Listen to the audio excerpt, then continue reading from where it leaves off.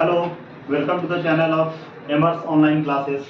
आज जो है हमको देखना है चैप्टर 3 जिसका नाम है दो चर वाले रैखिक समीकरण युग्म। तो चैप्टर 3 जो है दो चर वाले रैखिक समीकरण युग्म यानी pair of linear equation in two variable में ये काफी इंपोर्टेंट चैप्टर होने वाला है, क्योंकि इससे एक तो ग्राफ का 5 नंबर का क्वेश्चन जो है आपसे पूछता है, साथ में बहुत सारे ऑब्जेक्टिव और कुछ जो विधियां हैं, जैसे इसमें 4 विधियों को पढ़ना है और 4 विधियों को पढ़ने के बाद हमारा एक्सरसाइज जो है ना, मतलब ये चैप्टर जो है वो फुली कंप्लीट हो जाएगा। जिसमें से आपका पहला विधि होता है क्या, तो आपको इसमें कहते हैं ग्राफीय विधि।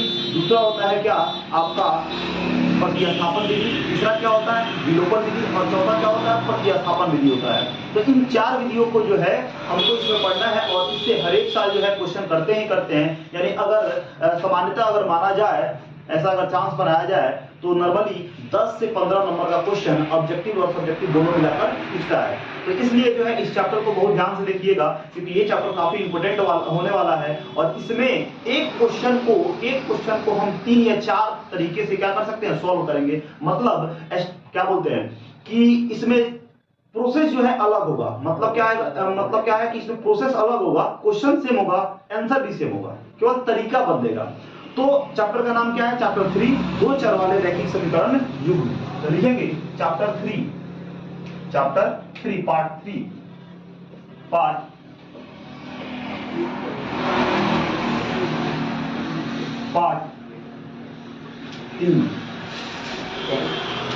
दो चर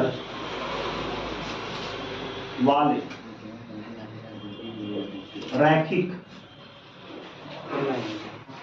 दो चर वाले रैखिक समीकरण दो चर वाले रैखिक समीकरण युग्म। दो चर वाले रैखिक समीकरण युग्म इसको कहते हैं linear pair of equation in two variable या pair of linear equation in two variable. ठीक है, क्या कहेंगे pair of linear equation in two variables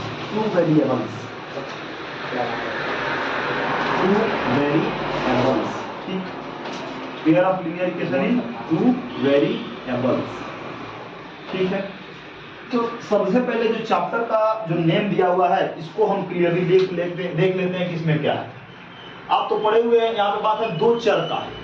चर का मतलब क्या होता है, चर का मतलब होता है वैसी राशि जिसका मान जो होता है वो निश्चित नहीं होता, उसे हम क्या कहते हैं, चर राशि कहते हैं। ठीक है, जिसमें x है, y है, z है, p q r s t है। लेकिन ये सारे तो चर हैं, लेकिन इनमें सबसे ज्यादा फेमस जो है वो क्या है आपका x और y है। ठीक है, यानी बुक्स में भी, बहुत सारे बुक्स में भी मैक्सिमम जो है x y जो है दिया हुआ रहता है। इसलिए यहाँ पे नॉर्मली जो है हम जो चर लेंगे वो x y ही लेंगे। ठीक है, और जैसे कि बोला हुआ दो चर इसमें आएगा, मतलब क्या x और y दो चर यहाँ पे मिलेंगे। तो दो चर तो समझिए कि दो चर होता क्या है। उसके बाद कहने का मतलब होता है रैखिक। तो यहाँ पे जो है चैप्टर 2 में हमको रैखिक का मतलब होता है कि वैसे बहुपद जिसका पावर जो होता है वो कितना होता है, 1 होता है, उसे हम क्या कहते हैं, रैखिक बहुपद कहते हैं। यानी लीनियर इक्वेशन, लीनियर पॉलिनोमियल बोलते हैं, है ना, लीनियर पॉलिनोमियल। यानी वैसे बहुपद जिसका अधिकतम घात यानी चर का अधिकतम घात अगर 1 होता है तो उसे हम क्या कहते हैं, रैखिक बहुपद कहते हैं। ठीक है, तो रैखिक का मतलब क्या है कि यहाँ पे जो दो चर आने वाले हैं उनका जो पावर होगा वो क्या होगा, 1 होगा। क्या होगा, 1 होगा। ठीक है, कोई दिक्कत नहीं है। बात है समीकरण का। तो समीकरण का मतलब क्या होता है, किसी भी चर को अगर क्या करते हैं हम 0 के इक्वल दे देते हैं तो वो क्या हो जाता है, वो जो बहुपद है वो हो जाता है क्या, आपका इक्वेशन हो जाता है, यानी आपका समीकरण हो जाता है। और इसमें युग्म का मतलब होता है कि यहाँ पे दो आएंगे, मतलब एक जैसे दो टर्म आएंगे, जिसमें का पेयर युग्म जोड़ा जिसको बोलते हैं। एक तो आएगा ही आएगा, उसके अलावा एक और आएगा। ठीक है, जैसे क्लास 9th में जो है हम लोग पढ़े हुए हैं क्या, दो चर वाले रैखिक समीकरण। उसमें दो चर वाले रैखिक समीकरण पढ़े हुए हैं, लेकिन इसमें क्या पढ़ना है, युग्म पढ़ना है। क्या पढ़ना है, युग्म पढ़ना है। 9th क्लास में चैप्टर 4 में दो चर वाले रैखिक समीकरण के बारे में पढ़ना था, और यहाँ पे हमको पढ़ना है क्या, युग्म के बारे में पढ़ना है कि युग्म होता क्या है। ठीक है, कोई दिक्कत नहीं है, समझ में आया। तो अब यहाँ पे बात आता है कि इसका दो चर वाले रैखिक समीकरण युग्म का फॉर्म क्या होता है, इसका व्यापक रूप क्या होता है, इसका व्यापक रूप क्या होता है। तो सबसे पहले लिखेंगे दो चर वाले रैखिक समीकरण का व्यापक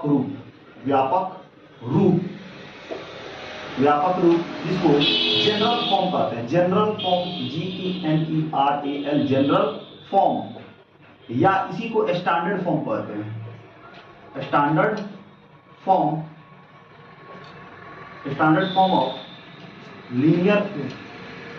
of pair of linear equation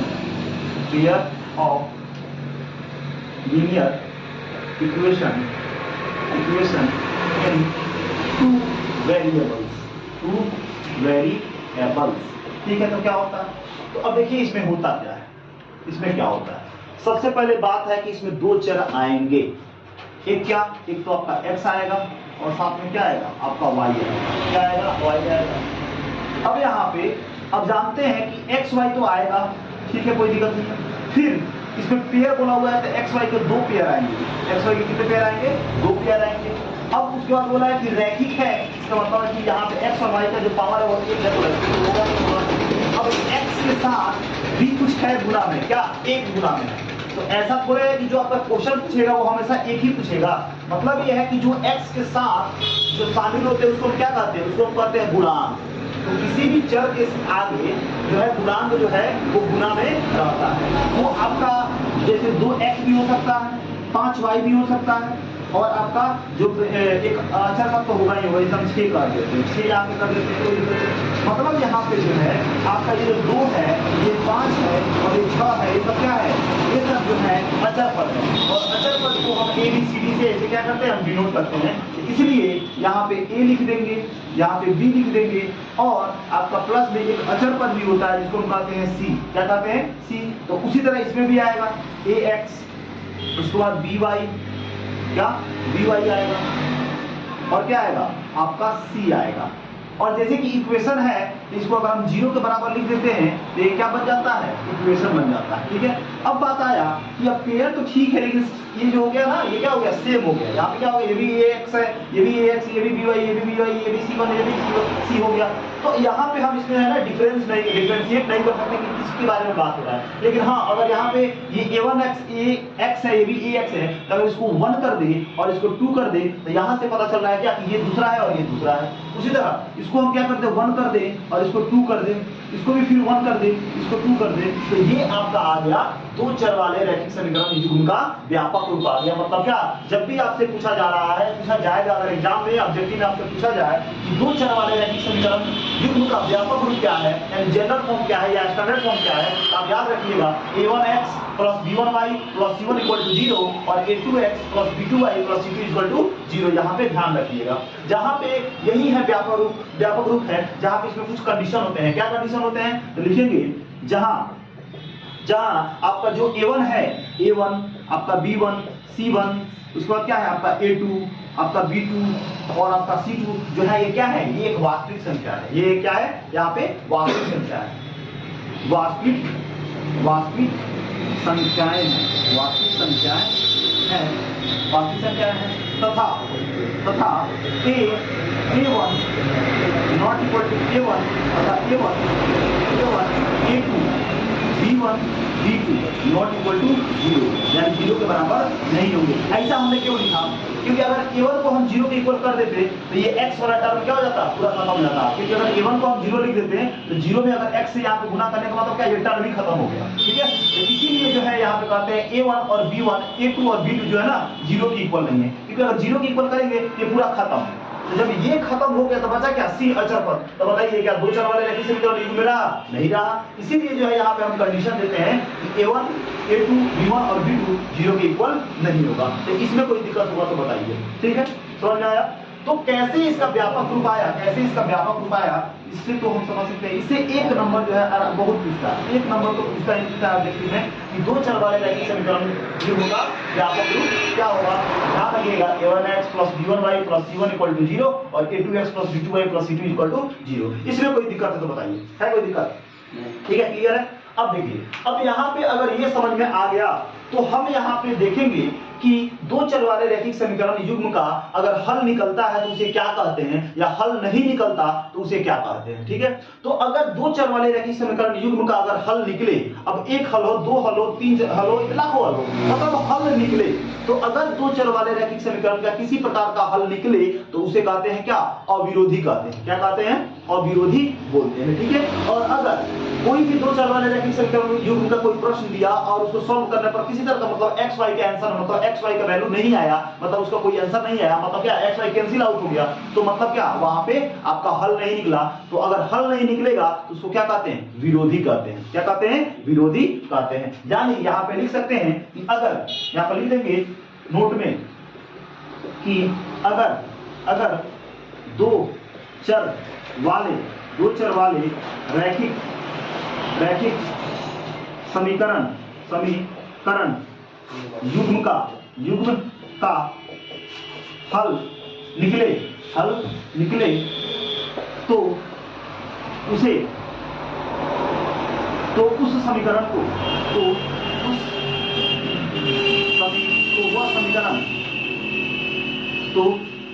वह समीकरण अविरोधी होगा, अविरोधी होगी।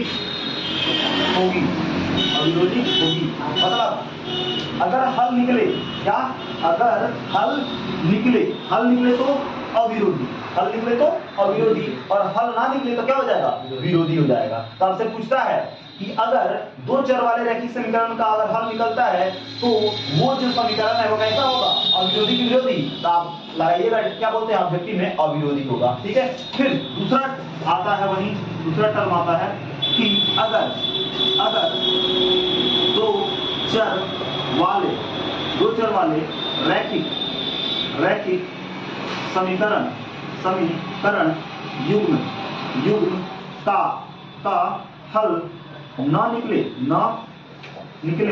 ना निकले तो उस समीकरण को, अगर दो चर वाले रैखिक समीकरण युग्म का हल निकले तो उस समीकरण तो वह समीकरण अविरोधी, वह समीकरण अविरोधी है। ठीक है, अगर दो चर वाले रैखिक समीकरण युग्म का हल ना निकले तो वह समीकरण क्या होगी, विरोधी होगी, विरोधी। ठीक है, विरोधी। क्लियर? मतलब अगर हल निकले तो इसमें हम कहते हैं कि अगर हल निकलता है तो इसे कहते हैं क्या, अविरोधी। इंग्लिश में क्या कहते हैं, आपका इनकॉन्सिस्टेंट कहते हैं। क्या कहते हैं? इनकॉन्सिस्टेंट। और अगर हल निकलता है तो क्या बोलते हैं, कॉन्सिस्टेंट कहते हैं। क्या कहते हैं? कॉन्सिस्टेंट कहते हैं।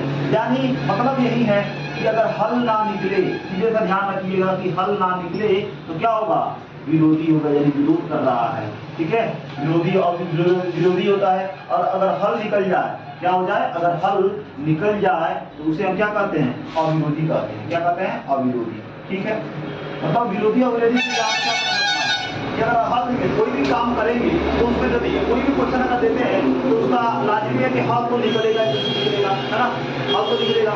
तो अगर हल निकल गया तो अविरोधी हो जाएगा, और अगर हल नहीं निकला तो विरोधी हो जाएगा। क्लियर है? इतना में कोई दिक्कत तो बताइए। ठीक, समझ में आ रहा है? ठीक है, तो अगर हल निकलता है किसी तरह का, हल बहुत सारा हो सकता है, एक हो सकता है, दो हो सकता है, तीन हो सकता है, चार हो सकता है, कितना भी हल हो, मतलब नहीं है उससे, मतलब हल निकला कि नहीं निकला। अगर हल निकला तो उसे हम क्या कहते हैं, आपका अविरोधी कहते हैं। अगर हल निकला तो उसे हम क्या कहते हैं, अविरोधी कहते हैं। और अगर हल ना निकला तो उसे क्या कहते हैं, विरोधी कहते हैं। क्या कहते हैं? विरोधी कहते हैं। क्लियर है? उसे क्या कहते हैं, विरोधी कहते हैं। कोई दिक्कत? ठीक है, अब आगे जो है दो चर वाले रैखिक समीकरण युग्म का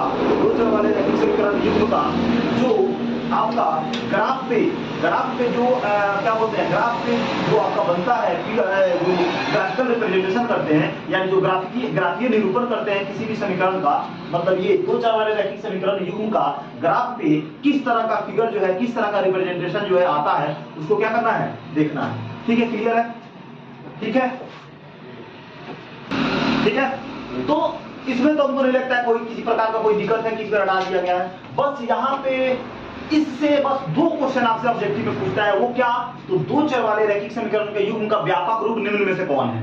तो इसको बढ़िया से याद कर लीजिएगा, समझ लीजिएगा कि ये होता है। उसके बाद ये आपका दो नोट है, इसमें पूछता है कि अगर रैखिक दो चर वाले रैखिक समीकरण युग्म का अगर हल निकले, उसे कहते हैं अविरोधी। मतलब क्या, यहाँ पे हम अलग से ही लिख देते हैं क्या, अगर हल निकले, क्या हल निकले, यहाँ पे लिख देते हैं हल निकले। ठीक है, दो चर वाले रैखिक समीकरण युग्म का हल निकले तो वो समीकरण क्या होगी, अविरोधी होगी। क्या होगी, अविरोधी। ठीक है, क्या होगी, अविरोधी होगी। क्लियर है, कोई दिक्कत नहीं है। और अविरोधी होगी, और हल ना निकले, हल ना निकले, हल ना निकले तो उसे हम क्या कहते हैं, उसे हम कहते हैं क्या, विरोधी कहते हैं। क्या कहते हैं, विरोधी। अब तो नहीं लगता होगा कि कोई दिक्कत है इसमें। ठीक है, हल निकले तो अविरोधी, हल ना निकले तो विरोधी। ठीक है, विरोध कर रहा है। क्लियर है। अब यहाँ पे क्वेश्चन जो है, अब आगे इतना अगर लिख लिए हुए होंगे तो अब यहाँ पे बात आता है कि दो चर वाले रैखिक समीकरण के हल को अगर ग्राफ पे हम क्या करते हैं, या ग्राफ पे आलेख बनाते हैं, ग्राफ बनाते हैं, तो दो चर वाले रैखिक समीकरण युग्म का ग्राफ कैसे बनता है ग्राफ पेपर पे। ठीक है, तो दो चर वाले रैखिक समीकरण का जो ग्राफ है, दो चर वाले रैखिक समीकरण का जो ग्राफ है वो तीन तरीका से बनाया जाता है। मतलब आपके पूरे इक्वेशन में, पूरे चैप्टर 3 में जब आप क्या कीजिएगा, जब आप ग्राफीय विधि जो है आप पढ़िएगा, 3 चैप्टर में जब आप ग्राफीय विधि पढ़िएगा तो उसमें जो है कितना भी सॉल्यूशन को, कितना भी क्वेश्चन को, कितने भी प्रकार का क्वेश्चन हो, अगर उसको आप सॉल्व करते हैं ग्राफीय विधि से, तो मात्र आपको ग्राफ पे 3 ही तरह के ग्राफ देखने को मिलेंगे। 3 तरह के ही ग्राफ देखने को मिलेंगे। तो क्वेश्चन में ये भी कहता है कि दो चर वाले रैखिक समीकरण को अगर ग्राफीय विधि से हल करते हैं तो उसके कितने ग्राफ, अधिकतम कितने, मतलब कितने ग्राफ मतलब बनाए जा सकते हैं, उसपे कितने प्रकार के आपको ग्राफ पे जो उसका है फिगर है वो दिखेगा। तो मात्र 3 तरह के, कितने तरह के, 3 तरह के, 3 ग्राफ आपको देखने को मिलेंगे। 3 तरह के ग्राफ आपको देखने को मिलेंगे। तो वो 3 तरह के ग्राफ कौन है, तो अभी देखते हैं। ठीक है, तो यहाँ पे लिखेंगे, टॉपिक देंगे कि दो चर वाले रैखिक समीकरण का क्या ग्राफ, आलेख कहते हैं, या नॉर्मली ग्राफ भी कहा जाता है। ठीक है, कोई दिक्कत नहीं है। यानी दो चर वाले रैखिक समीकरण का ग्राफ, दो चर वाले रैखिक समीकरण युग्म का आलेख कहते हैं, आलेख हिंदी में आलेख कहते हैं। यानी उसके बाद यहाँ पे आलेख का रिप्रेजेंटेशन या निरूपण। ठीक है, मतलब जियोमेट्रिकल रिप्रेजेंटेशन, रैखिक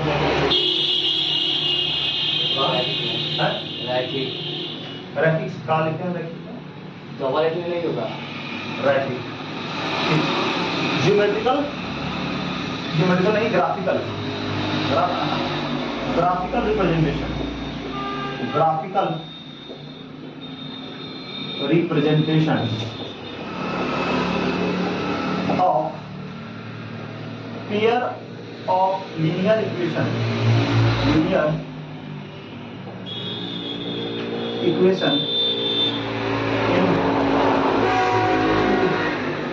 वेरिएबल्स। ठीक है, यानी दो चर वाले रैखिक समीकरण युग्म का आलेख का निर्धारण, आलेख का निर्धारण कैसे करते हैं, यानी ग्राफ का निर्धारण। ठीक है, आलेख लिखिए या ग्राफ करिए, ग्राफ का निरूपण कैसे करते हैं, तो 3 तरीका से करते हैं। पहला तरीका क्या है, ठीक है, तो पहला तरीका ये है, पहला जो है ग्राफ में कैसे बनता है आपको, तो ये है आपका, आप जानते हैं, जैसे इसको सिखाया भी जाएगा। ठीक है, ये होता है आपका x, ये होता है आपका x डैश, ये होता है आपका वाई, ये होता है आपका वाई डैश होता है, और यहाँ पे ओरिजिन होता है, यानी ओरिजिन होता है, इसको कहते हैं मूल बिंदु कहते हैं।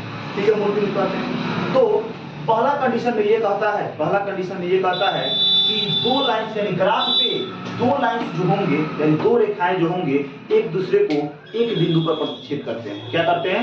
एक बिंदु पर प्रतिच्छेद करते हैं। ठीक है, तो ध्यान रखिएगा ग्राफ पे कोई दो रेखा जो है, कोई दो रेखा जो है अगर एक बिंदु पर प्रतिच्छेद करता है, जितने बिंदु पर प्रतिच्छेद करे उतने हल। अगर एक बिंदु पर प्रतिच्छेद करे तो कितने हल? अगर मान लेते हैं कि अगर, क्योंकि जानते हैं कि दो रेखा अगर एक बिंदु पर यहाँ पे प्रतिच्छेद किया तो एक हल, दो पे किया तो दो हल, तीन पे किया तो तीन हल, ऐसे जो है ना आपको बस देखने को मिलेंगे। तो इसमें तो समझ में आ रहा है। तो पहला क्या, पहला कह रहा है क्या कि अगर इस तरह को, इस तरह का आपको देखने को मिले, इस तरह हम ऐसे ही बनाते हैं, इधर और इधर। ठीक है, कोई दिक्कत नहीं। अब इसको मान लेते हैं, ये रेखा मान लेते हैं क्या R1, R1 मान लेते हैं, R1 रेखा, और इस रेखा को मान लेते हैं क्या R2।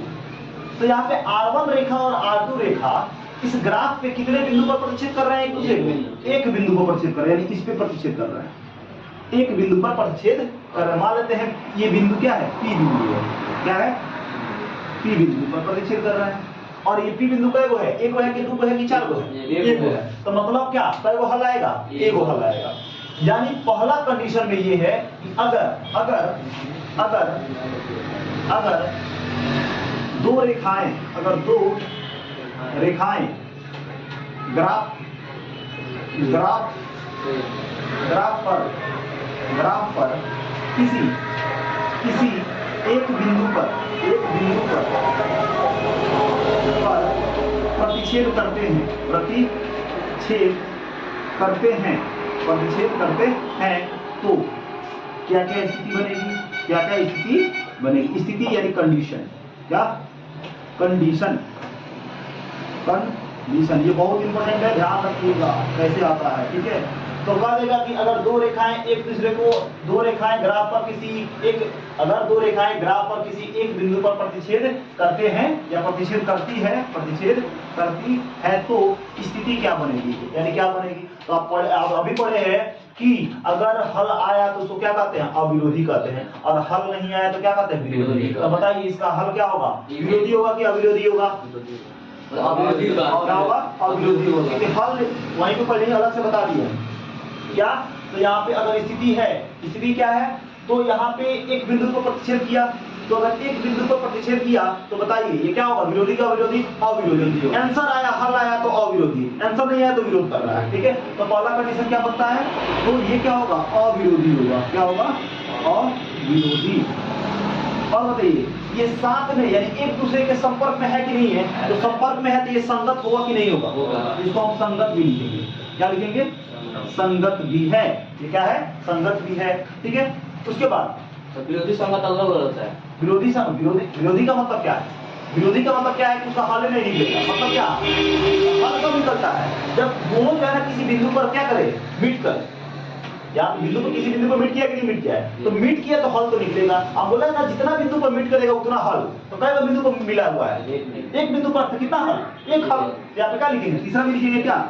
एक हल होंगे। क्या हल? कितना हल होंगे? है ना? क्या लिखेंगे? एक हल।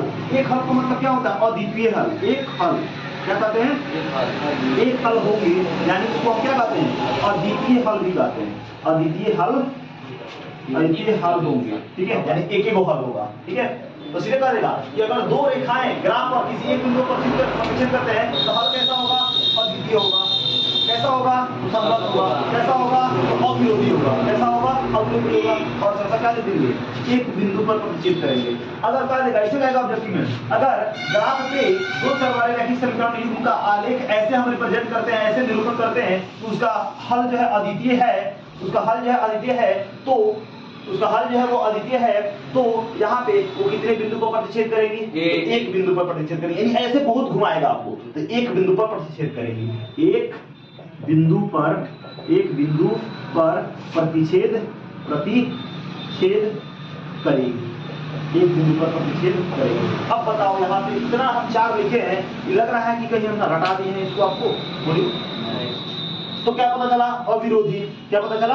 अविरोधी। अविरोधी मतलब क्या? इनकॉन्सिस्टेंट होंगे। ठीक है, क्या होंगे? इनकॉन्सिस्टेंट होंगे, कोई दिक्कत नहीं है। उसके बाद संगत होंगे मतलब क्या? रिलेवेंट होंगे यानी कनेक्टेड होंगे। ठीक है, एक हल होंगे यानी वन सॉल्यूशन के लिए, चाहे यूनिक सॉल्यूशन के लिए, बात वही। ठीक है, कोई दिक्कत नहीं। और क्या? एक बिंदु पर प्रतिच्छेद करेंगे, इंटरसेक्ट एट वन पॉइंट, यानी एक बिंदु पर क्या करेंगे? प्रतिच्छेद करेंगे। क्लियर है? क्लियर है, इसमें कोई दिक्कत है तो बताओ। यानी अगर इस तरह का आपको ग्राफ देखने को अगर मिलता है, यानी अगर 2 चर वाले रैखिक समीकरण में अगर इस तरह का आपको ग्राफ देखने को मिलता है तो आप ये 4 बातें ध्यान में रखिएगा। ठीक है, एक बिंदु को प्रतिच्छेद किया तो मतलब क्या? एक हल होंगे या अद्वितीय हल होंगे, दोनों से कोई कर सकते हैं। एक बिंदु को प्रतिच्छेद कर रही है, ठीक है, ऐसे ग्राफ दे देगा, बोलेगा बताओ इसे कितने बिंदु को प्रतिच्छेद की है? एक बिंदु पर कितने हल होंगे? तो एक हल होंगे। क्या है? साथ में जुड़े हैं तो संगत है, क्या है? हल आया है तो अविरोधी है। क्लियर? इतना में कोई दिक्कत बताओ। हाँ बोलो क्या? मान लीजिए जो एक बिंदु पे ऐसे कर रहा है तो वहाँ पे दूसरा बिंदु पर होगा तो हम मान सकते हैं दो बिंदु का हल। देखो इसमें जो है ना एक ही बिंदु पे आया है, ठीक है। अब यहाँ पे 2 बिंदु तो नहीं आएगा, यहाँ पे 3 हल मिलेगा। 2 नहीं मिलेगा ना, 2 नहीं मिलेगा। ठीक है, वैसे अब यहाँ पे एक सारा डाउट क्लियर होगा। अभी 3 को मात्र 2 चर वाले रैखिक समीकरण युग्म का मात्र 3 को ग्राफ होता है, जिसमें से हम एक डिस्कस कर चुके हैं। अब दूसरा भी यही है कि एक के ऊपर एक आ जाएगा, एक के ऊपर एक यानी संपाती हो जाएगा। तो संपाती के केस में मान लो कि हाई एक आपका क्या है? R1 है। ये अभी आपको बताते, आप नहीं पूछते तब भी हम बताते R1 है, और यही तो हमने क्या कर दिया R2, मतलब इतना। अब बताओ, आप तुम पढ़ा हुआ है क्लास 9th में तुम पढ़ा हुआ है 6 चैप्टर में रेखाएं और कोण। तो आप जानते हैं कि जो कोई भी रेखा होती है वो अनंत बिंदुओं से मिलकर बनी होती है। अनंत जो है वो बिंदुओं से, अनंत जो है वो स्ट्रेट लाइन है, स्ट्रेट बिंदुओं से मिलकर बनी होती है। तो बताओ यहाँ पे ये जो लाइन यहाँ से लेकर यहाँ तक बना, ये जो R1 है और ये जो R2 है, ये पूरा जो है यहाँ से यहाँ तक इसका पूरा संपाती है कि नहीं है? तो तुम बता सकता है कितना सॉल्यूशन आएगा? ना, नहीं बता सकते। कितना सॉल्यूशन होगा? सॉल्यूशन तो होगा लेकिन इनफाइनाइटली मेनी सॉल्यूशन होगा। यानी क्या होगा? यहाँ पे अनंत हल आएंगे। क्या आएंगे? अनंत हल। क्योंकि यहाँ से और यहाँ तक जो है ना लाखों बिंदु है। तो कितना बिंदु आप कहिएगा? बहुत सारे बिंदु ना, तो गिन सकते हैं क्या? नहीं गिन सकते। इससे क्या होगा? अपरिमित रूप से अनेक हल होंगे, अपरिमित रूप से अनेक हल होंगे। ठीक है, और एक जो होगा वो दोनों क्या हो जाएगा? अब आगे बताते हैं। यानी आपका डाउट है इसलिए क्लियर कर दिया, लेकिन आप नहीं भी पूछते तब भी हम बताते कि क्या होने वाला है। ठीक है, क्लियर है? आगे देखते हैं अब क्या है। इतना में तो कोई दिक्कत नहीं है। ऐसा तो लग रहा है क्या कि कहीं हमने आपको यहाँ पे ये सब बात जो है ना रटा दी है? ऐसा कुछ, ये सारा कॉन्सेप्ट से ही आया है। ठीक है, क्या है?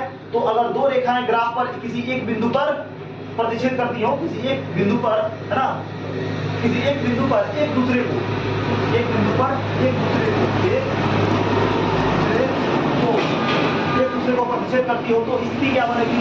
तो क्या बनेगी स्थिति? आपका अविरोधी होगी, संगत होगी, एक हल होंगे या अद्वितीय हल होंगे और एक बिंदु पर प्रतिच्छेद करती है। ठीक है, क्लियर है? अब यहाँ पे क्या दिखाई दे रहा है? यहाँ पे नीचे पूरा सब क्लियर है।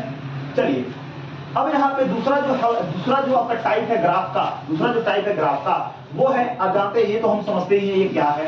ठीक है, ये आपका क्या है?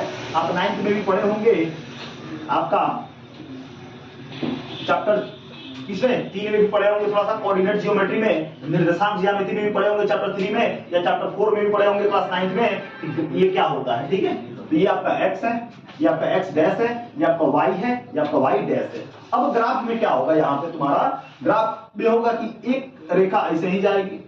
ठीक है, इसको कहते हैं क्या? हम R1 कहते हैं। ठीक है, और इस पे ही एक और रेखा आ जाएगी, इस पे ही क्या हो गई? एक और रेखा आ गई, मतलब इसको कहते हैं क्या? हम R2 कहते हैं। क्या कहते हैं? R2। ठीक है, तो अब यहाँ पे देख रहे हैं कि जो R1 है और R2 जो है वो एक ही पे आ गया है। मतलब क्या? जैसे अगर देखा जाए तो ये मेरा हाथ है ना, अब ये क्या है? बिल्कुल एक दूसरे का संपाती है। ठीक है, बिल्कुल क्या है? एक दूसरे के संपाती है। मतलब क्या? कॉन्सिडेंट है। कॉन्सिडेंट का मतलब क्या? अगर हम एक कॉन्ग्रुएंट भी कह सकते हैं, कॉन्ग्रुएंट भी कह सकते हैं। चैप्टर जब 6 पढ़ेंगे हम लोग ट्रायंगल, तो उसमें पढ़ेंगे कि समरूप एक रूप के, मतलब क्या? यहाँ पे उतना आपको देखने की जरूरत नहीं है, इतना समझ लीजिए कि ये संपाती का मतलब क्या? एक दूसरे के ऊपर आ जाए, एक दूसरे के क्या हो जाए? ऊपर आ जाए। ठीक है, और वो पार्ट जो है, पीछे वाला पार्ट जो है ना बिल्कुल दिखाई नहीं है। ठीक है, जैसे ये मेरा हाथ, इधर का देखें तो आपको सामने वाला दिखाई दे रहा है, इधर का देखें तो इसके वाला दिखाई दे रहा है, यानी पीछे वाला नहीं दिखाई दे रहा है। तो यहाँ पे जो है वो क्या है, ये जो R1 और R2 है ये दोनों जो है एक ही रेखा पे आ गए, एक ही रेखा पे आ गए, एक ही रेखा पे आ गए मतलब क्या, ये हो गया क्या, संपाती। क्या हो गए, संपाती आ गए। क्लियर है, समझ में आ रहा है। तो यहाँ पे हम क्या कहेंगे, यहाँ पे कहेंगे कि अगर कोई दो रेखाएं एक दूसरे को क्या, एक दूसरे के क्या हो जाए, संपाती हो जाए, तो अगर यहाँ पे लिखेंगे, अगर दो रेखाएं एक दूसरे के संपाती का मतलब क्या, एक के ऊपर एक के ऊपर एक अगर दो रेखाएं एक दूसरे के संपाती हो तो स्थिति क्या बनेगी, तो स्थिति कंडीशन जो है क्या बनेगी। अब देखिए, आप जानते हैं कि जैसे टच किया मतलब सॉल्यूशन तो आएगा, है ना। तो बताओ ये यहाँ पे संगत है कि नहीं है, क्योंकि साथ में टचिंग में है तो संगत तो होंगे। बताओ ये विरोधी होगा कि अविरोधी होगा, अविरोधी होगा। क्यों, क्योंकि सॉल्यूशन आया है, फल आया है, तो ये क्या होंगे, आपका अविरोधी होंगे। तो पहला कंडीशन तो ये लिख सकते हैं कि ये अविरोधी होंगे। क्या होंगे, अविरोधी होंगे। क्लियर, इसमें ऐसा लग रहा है कि हमने आपको बता दिया है, तो अविरोधी है। दूसरा बात ये है कि अगर दोनों एक दूसरे के साथ में है, संपर्क में है, टचिंग में है, इसको संगत तो कहेंगे। संगत दोनों का साथ में है ना, कंबाइन है, ठीक है, तो संगत तो होगा ही, संगत तो होगा, ठीक है, कोई दिक्कत नहीं है। उसके बाद तीसरा बात में बताओ, हम जानते हैं कि जितने बिंदु पर दो रेखा एक दूसरे को प्रतिच्छेद करें उतने वो क्या होंगे, सॉल्यूशन होंगे। तो यहाँ पे ये जो रेखाएं बनती है वो किससे बनती है, तो बिंदु से बनती है। तो यहाँ पे अनंत बिंदु है कि नहीं है, तो बताओ सॉल्यूशन कितना होगा, हल कितना होगा, अनंत होगा। तो हम क्या लिख सकते हैं, अपरिमित रूप से अनेक हल होंगे, है ना। मतलब अपरिमित का मतलब है इनफाइनाइट, ठीक है। वैसे 5 चैप्टर जब आप पढ़िएगा तो उसमें पढ़ेंगे अपरिमित एपी और परिमित एपी के बारे में पढ़ेंगे। परिमित मतलब क्या है, फिक्स है ना, फाइनाइट है, और अपरिमित मतलब क्या होता है, इनफाइनाइट यानी अनंत। तो इसीलिए कहते हैं यहाँ पे क्या, अपरिमित रूप से अनेक हल होंगे। अपरिमित रूप से अनेक हल होंगे, अपरिमित रूप से अनेक हल होंगे। और बताओ ये दोनों रेखा जो है वो क्या कर रही है, संपाती है कि नहीं है, एक के ऊपर एक है ना, कहेंगे संपाती। क्या कहेंगे, संपाती। संपाती कौन है, तो रेखा है। संपाती कौन है, रेखा है। तो बताइए, इतना में कोई दिक्कत है तो बोलिए, ठीक है, कोई दिक्कत नहीं है, समझ में आ रहा है, ठीक है, चलो, ठीक है। अब कहने का मतलब है इसमें तो कोई दिक्कत नहीं है, समझ में आया। तो यहाँ पे अपरिमित रूप से अनेक हल, या हम यहाँ पे हम इसको लिख सकते हैं, यहाँ थोड़ा सा मिटाइए इसको, इधर नहीं दिख रहा शायद। तो अपरिमित रूप से अनेक हल, अपरिमित रूप से क्या, अनेक हल, हाँ ठीक है, अपरिमित रूप से अनेक हल कहिए, या इतना नहीं कह सकते हैं तो या में लिख दीजिएगा अनंत हल। क्या लिखिए, अनंत हल, ठीक है। और चौथा तो वही था ना, चौथा क्या था, तो आपका संपाती, क्या रेखाएं संपाती होंगी, रेखाएं संपाती होंगी। तो आपसे इसमें क्वेश्चन पूछेगा, देखिए कैसे कह देगा कि अगर दो रेखाएं एक दूसरे के संपाती हैं तो हल कितना होगा, तो हल अनंत होगा। अगर दो रेखाएं एक दूसरे के संपाती हो तो सॉल्यूशन कैसा होगा, यानी आपका क्या बोलते हैं, हल कैसा होगा, तो अविरोधी होगा, ठीक है। उसके बाद अगर किसी क्वेश्चन का यानी अगर दो चार वाले रेखा समीकरण युग्म का अपरिमित रूप से अनेक हल हो तो रेखाएं कैसी होंगी, संपाती होंगी। इस तरह से आपसे क्वेश्चन पूछेगा। अगर क्या बोलते हैं, एक बिंदु पर कोई दो रेखाएं एक दूसरे को प्रतिच्छेद करती है तो हल कैसा होगा, एक हल होगा, ठीक है। तो इस तरह से आपको क्या करेगा, क्वेश्चन को घुमाएगा। ऑब्जेक्टिव में बहुत ज्यादा पूछता है ये तरह आप।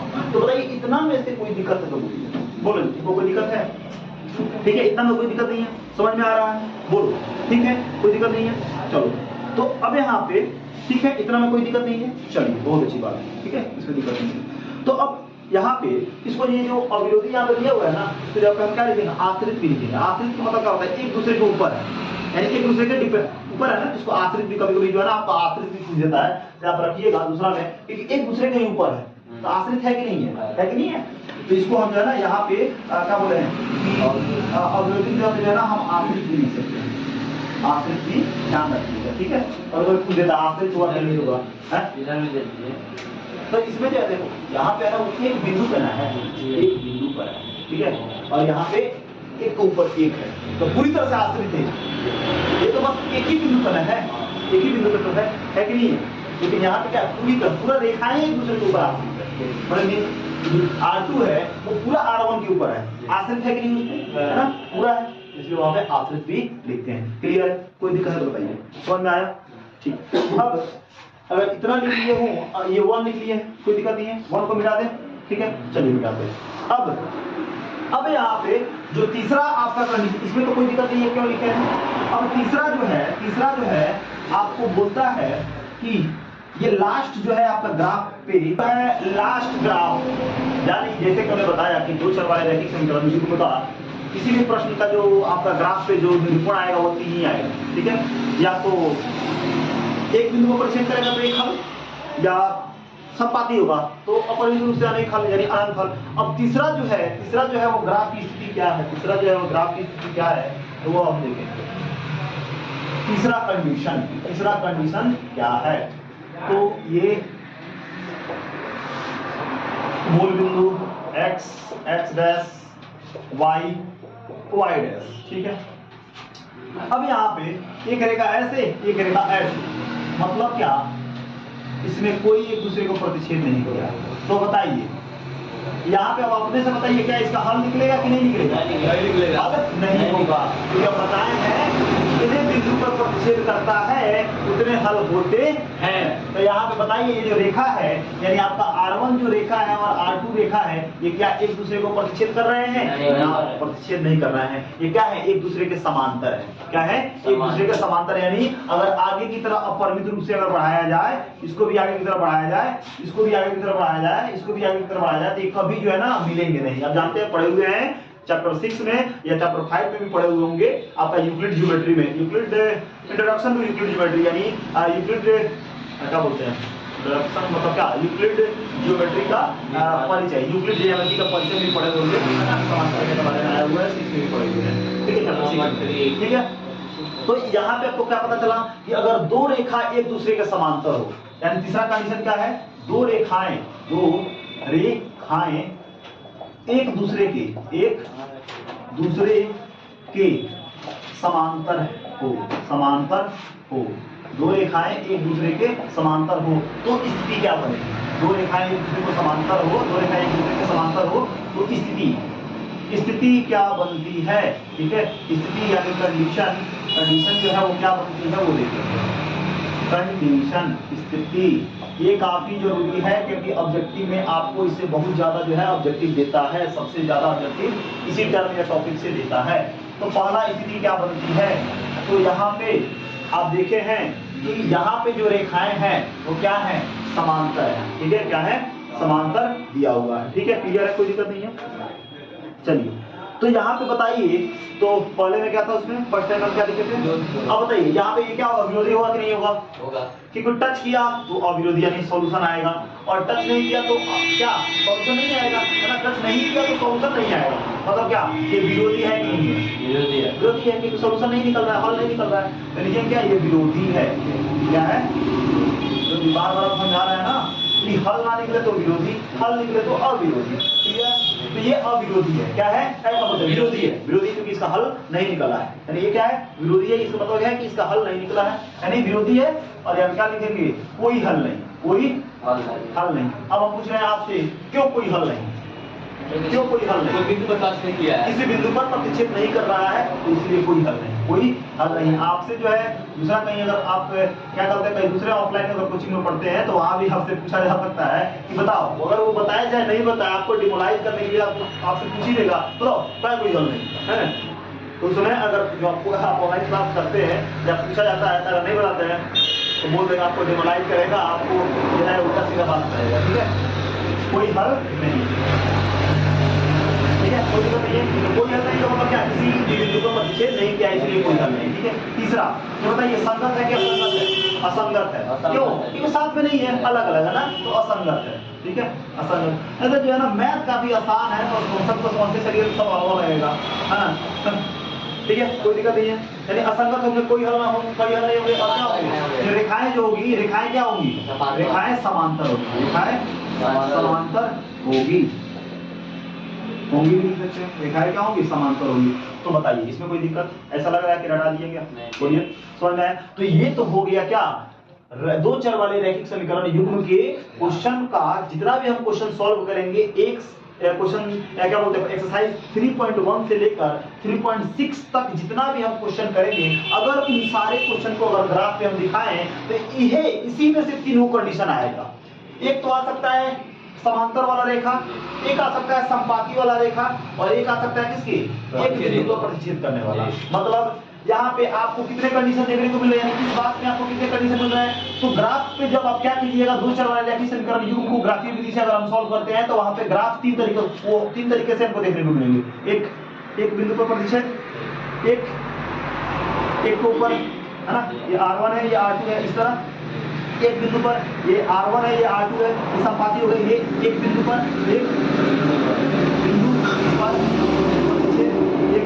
प्रतिच्छेद करेंगे, है कि नहीं है? और यहाँ पे क्या करेंगे, ये संपाती होंगे, ये रेखाएं क्या होंगी? संपाती होंगी। और ऐसा का मतलब क्या है? ये समांतर क्या होंगे? R1 है, R2 है, ये क्या होंगे? समांतर होंगे, समांतर होंगे। तो अब ऐसे आपको दे देगा, ऐसे सीधे ऑब्जेक्टिव में दे देगा, बोल देगा एक बिंदु पर प्रतिच्छेद करते हैं तो कंडीशन क्या क्या होगा बताते हैं। एक तो होगा, ये होगा, क्या होगा आपका? एक हल होगा। अब बताओ यहाँ पे एक बिंदु पर अगर प्रतिच्छेद कर दिए तो क्या क्या होगा?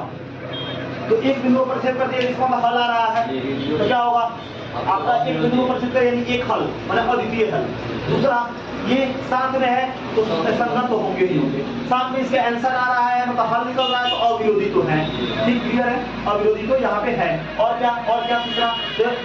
दोनों रेखाएं होती हैं जो एक दूसरे को क्या कर रही हैं? दोनों रेखाएं जो हो रही हैं वो एक दूसरे को क्या कर रही हैं? प्रतिच्छेद कर रही है। कितने बिंदु पर? एक बिंदु पर। ये कंडीशन तो आपको समझ में आ गया।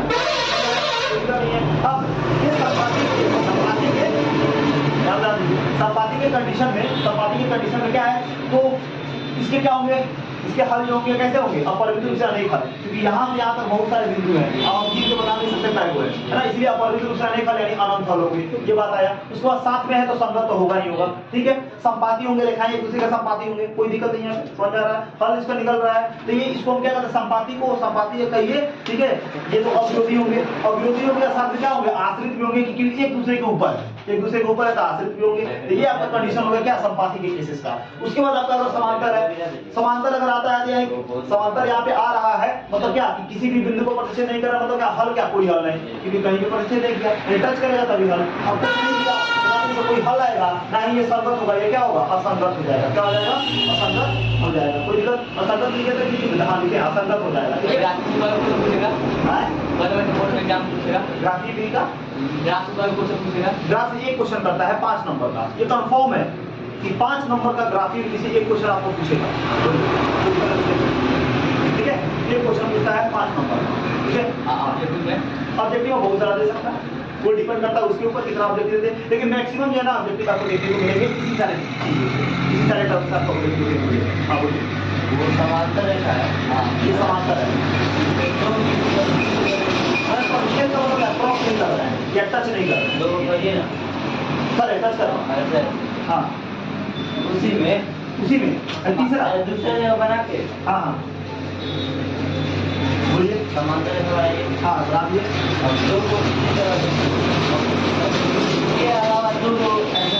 अब एक बात है कि अब यहाँ पे जो है हमको देखना है, ये तो हम समझ गए कि आपका दो चर वाले रैखिक समीकरण युग्म का जो ग्राफ होता है वो 3 ही होता है। ठीक है, एक तो समांतर हो जाएगा, एक संपाती हो जाएगा और एक बिंदु पर प्रतिच्छेद करेगा।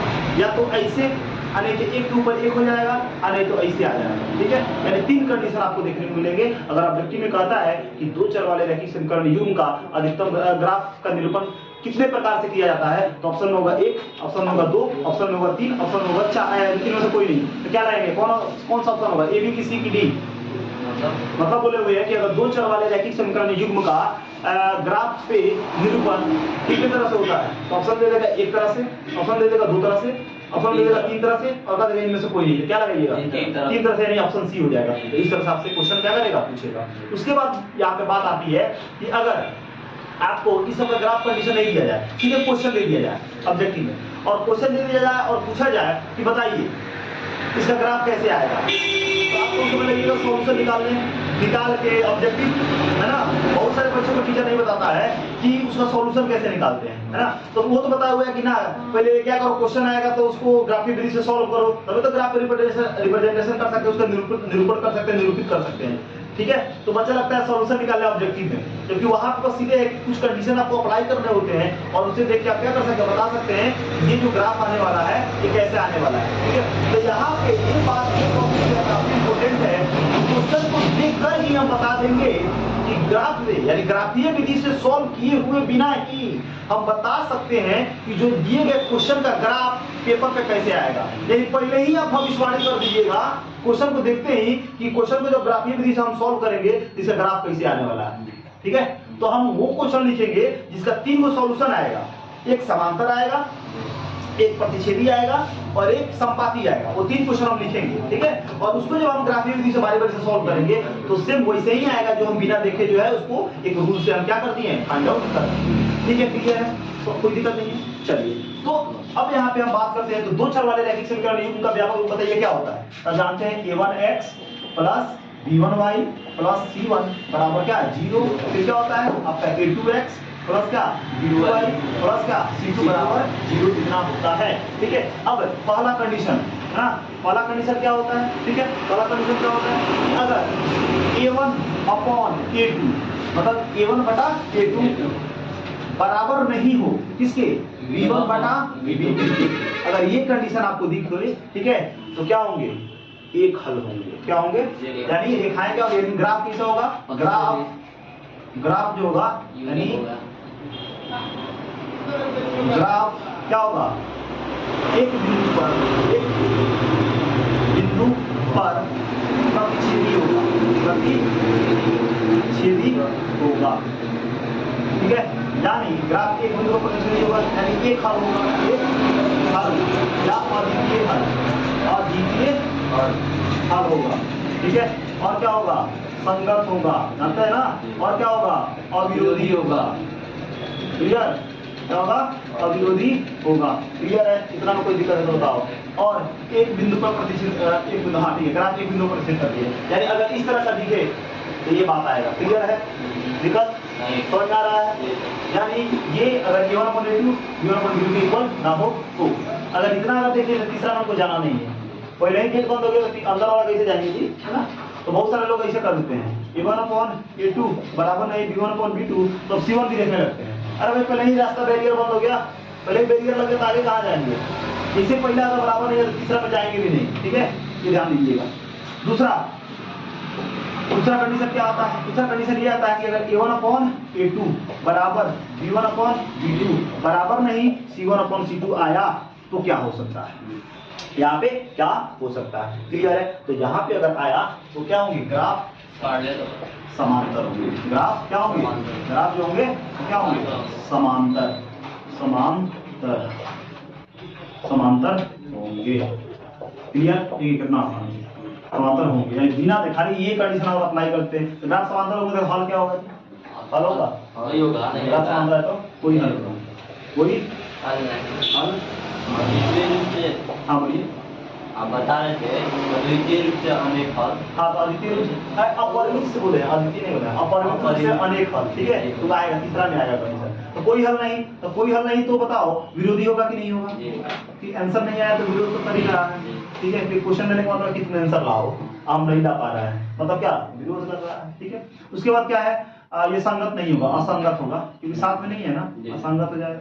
यही तो था, क्लियर है। अब तीसरा कंडीशन क्या है, तीसरा कंडीशन है a1/a2 यानी तीनों बराबर, b1/b2 बराबर c1/c2 यानी तीनों बराबर हो तो क्या होंगे, आपका संगत होंगे। ग्राफ कैसा होगा, ग्राफ संगत नहीं, ग्राफ जो होंगे ना वो संपाती होंगे। क्या होंगे, संपाती होंगे, ग्राफ संपाती होंगे। नमस्ते के ऊपर है। अब बता देते हैं, उसको फिगर ऑफ करा देते हैं, ठीक है, ताकि क्लियर हो जाता है। हम नहीं चाहते हैं कि हम चाहते हैं ना कि कॉन्सेप्ट जो है ना एक ही साथ सारा चलते आए, ठीक है, क्योंकि हम भी जब पढ़ते थे ना तो हम चाहते थे जो भी टीचर है ना अगर पढ़ाए तो सीक्वेंस में पढ़ाए, ऐसा पढ़ा दे ना कि हमको इस कॉन्सेप्ट के अलावा, इस कॉन्सेप्ट से बाहर कोई चीज बताना ही ना पड़े, या किसी तरह का कोई प्रॉब्लम ही ना हो। हम चाहते हैं कि एक एक स्टेप जो है वो क्लियर किया जाए, क्योंकि बच्चे जब पढ़ते हैं ना तो किसी का दिमाग जो है ना जल्दी कैच कर लेता है, किसी का थोड़ा सा समय लगता है, किसी का बहुत समय लगता है, बहुत ज्यादा समय लगता है, ठीक है। तो अगर छोटी से छोटी बातों को अगर बताते हुए चलते हैं तो किसी बच्चे को प्रॉब्लम नहीं होगा। लेकिन बहुत सारे ऐसे होते हैं वहाँ पे देखा जाता है कि बस अपने लेवल के अनुसार क्या करते हैं, वहाँ पे आपको पढ़ाते हैं, ठीक है। तो अपने लेवल का मतलब क्या है कि आपका माइंड और उस बच्चे का माइंड क्या है, काफी अंतर है, ठीक है। आपका जितना ब्रेन है उसका उतना नहीं हो सकता है। तो अगर अच्छे से अगर मान लेते हैं कि पढ़ाना है तो बच्चे के ब्रेन के लेवल से चलिए, उसको कैसे समझ में आएगा। अगर आप भी आगे जाके अगर पढ़ाना चाहते हैं तो अपने लेवल से कभी मत पढ़ाइएगा, क्योंकि अगर अपने लेवल से अगर पढ़ाते हैं, अपने बुद्धि के स्तर से पढ़ाते हैं तो उसको समझ में भी हो सकता है नहीं आएगा। लेकिन अगर उसके स्तर से पढ़ाते हैं कि उसको कहां से दिक्कत हो सकता है, अपने आप को उसकी जगह पर रख के देखिए, है ना, कि उसको कहां दिक्कत हो सकता है। तो हर एक बिंदु को जो है, हर एक पॉइंट को आप क्लियर करते हुए चलेंगे तो हम कह रहे हैं कि किसी बच्चे को मैथ में कहीं से कोई दिक्कत नहीं होगा। मैथ में दिक्कत होने का मतलब यही है कि उसका बेसिक कॉन्सेप्ट क्लियर नहीं होता है, उसका जो बेस है वो मजबूत नहीं होता है। इसलिए मैथ को पढ़ने से पहले सबसे पहले ये कोशिश कीजिए कि कहीं भी अगर हम पढ़ रहे हैं तो सबसे पहले उसका बेसिक पूरा बढ़िया तरीका से सॉल्व कर लें। और मैथ अगर पढ़ रहे हैं तो सबसे पहले जो ना कोई भी चीज आता है तो ऐसे ही नहीं आता है, उसका रीजन है आने का, ठीक है। तो कहीं भी पढ़े बस रीजन पूछा कीजिए, ठीक है। कभी डरिए मत, ये है यहाँ पे ऑनलाइन क्लास है तो हम नहीं पूछेंगे, ऑफलाइन क्लास है तो हम नहीं पूछेंगे। जो टीचर है हमारा क्या करेगा, जो है ना हमारा कुछ कह देगा तो हमारा जो है प्रतिष्ठा, मान सम्मान जो है, हमारा स्टेटस इमेज जो है खराब हो जाएगा। पढ़ाई में कोई इमेज नहीं देखा जाता है, कोई स्टेटस नहीं देखा जाता है। आप अगर पढ़ाई सही मायने में करेंगे तब जाके आपका स्टेटस क्या होगा, बनेगा, ठीक है। तो ये मत देखिए टीचर जो है गुस्सा वाला है, क्या है, कैसे है ना।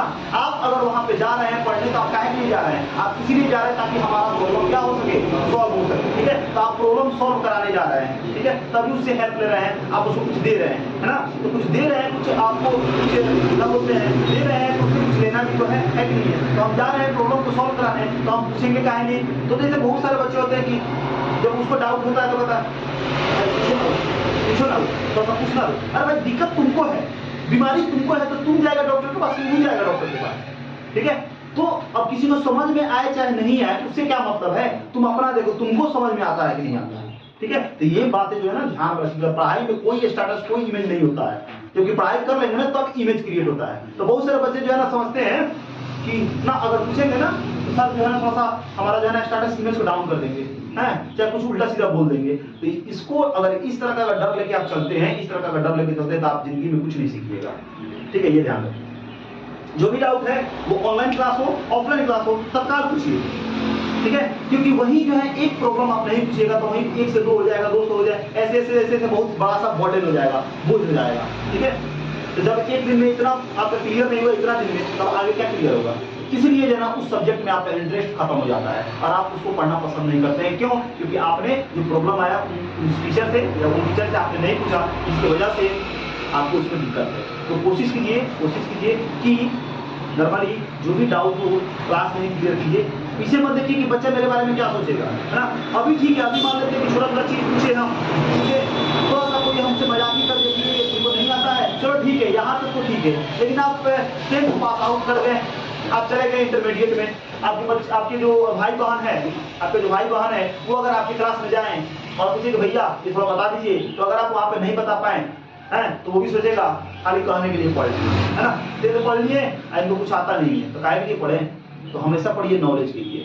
Marks doesn't matter, it matters how much knowledge you acquired, ठीक है। मार्क्स जो है वो कभी मैटर नहीं करता, ठीक है, मैटर करता है नॉलेज। अगर आपके पास नॉलेज है, ठीक है, अगर नॉलेज है तो आप कहीं भी पूछे जाइएगा, ठीक है। मार्क्स क्या है, मार्क्स तो डिग्री है। आजकल जो है आज की जनरेशन में, 5th जनरेशन में, ये इस सदी में जो है लोग आपका मार्क्स नहीं ढूंढ रहा है क्या स्किल, कि आपके अंदर क्या है, ठीक है। डिग्री जो बहुत बड़े जो टीचर हो जाते हैं, क्या उनका कोई डिग्री पूछता है कि बुआ तो कितना सर आप कितना जो है आपके पास डिग्री है, नहीं, उसका नॉलेज देखता है, उसका क्वालिटी देखता है कि पढ़ा कैसे रहा है, बता कैसे रहा है।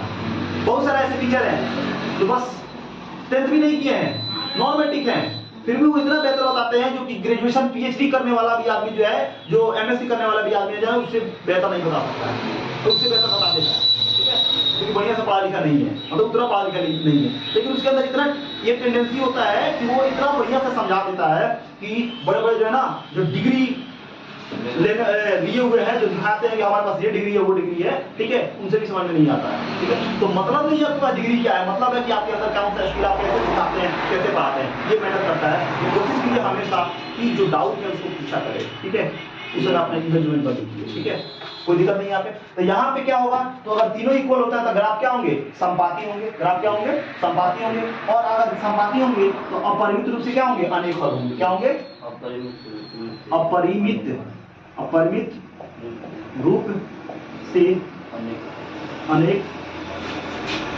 हल होंगे। अब बताइए संगत होगा कि नहीं होगा, संगत होगा, और बताइए विरोधी है कि अविरोधी है, अविरोधी है क्योंकि आंसर आ रहा है, हल आ रहा है, हल आ रहा है, तो क्या है, अविरोधी है, अविरोधी है, ठीक है, अविरोधी। और इस पर आश्रित तो लिखते हैं, टू के ऊपर एक है आश्रित होते हैं, ठीक है। तो इस कंडीशन में क्या आया, इस कंडीशन में आपको ग्राफ कैसे मिलेगा, इन दिस वे, इस तरीके से आएगा, ठीक है, ये आपका R1 है, ये आपका R2 है, कुछ भी मान सकते हैं आप, ठीक है। इस कंडीशन में क्या होगा, तो इस तरह होगा, समांतर होगी R1 R2, ठीक है। और इस कंडीशन में क्या होंगे, जो गया R1, ठीक है, और इसी को हो जाएगा क्या आपका R2, ठीक, समझ आ रहा है। यानी अब यहाँ पे आप आराम से बिना क्वेश्चन को देखे, क्वेश्चन पे देखे आप बता सकते हैं बिना सॉल्व किए हुए आपका आंसर क्या आने वाला है ग्राफ पे, क्लियर है, कोई दिक्कत नहीं है। अब इतना था यहाँ पे कॉन्सेप्ट। अब जो है इसके बाद जो है हमको क्या देखना है, हमको देखना है कि दो चर वाले रैखिक समीकरण युग्म का जो हल है वो कितने तरीके से हम क्या करते हैं, निकालते हैं, ठीक है, कितने तरीकों से हम क्या करते हैं, निकालते हैं। तो अब अगले क्लास में जो है हम देखेंगे कि आपका दो चर वाले रैखिक समीकरण युग्म का हल जो है वो हम कितने तरीके से निकालते हैं, उनका तरीका क्या है, कॉन्सेप्ट क्या है, सब अगले क्लास में देखेंगे। तो इतना तक में अगर कोई दिक्कत हो तो बोलिएगा, कमेंट बॉक्स में कमेंट कीजिएगा, और कोई दिक्कत हो तो पूछिएगा। फिर अगले क्लास में हम लोग मिलेंगे। धन्यवाद।